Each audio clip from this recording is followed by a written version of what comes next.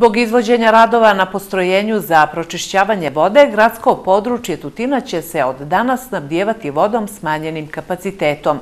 To će trajati sve do završetka radova. Već neko vrijeme zbog kvara na filterskom postrojenju voda sa gradskog vodovoda nije za piće, koristila se isključivo kao tehnička voda. Preduzeće Hidrokontrol iz Niša trenutno radi na popravci sistema. Trenutno ekipa iz Hidrokontrola Niš vrši defektažu nastalih kvarova usled elementarnih nepogoda na filterskom postrojenju.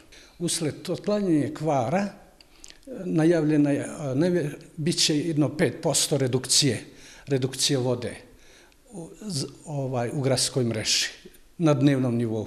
Pa radovi koji se sad izvode trajaće do daljnjeg, smatramo da to neće trajati duže od 3-4 dana. U javnom komunalnom preduzeću Gradac kažu da će se zbog radova gradsko područje snabdijevati smanjenim kapacitetom od danas do završetka radova.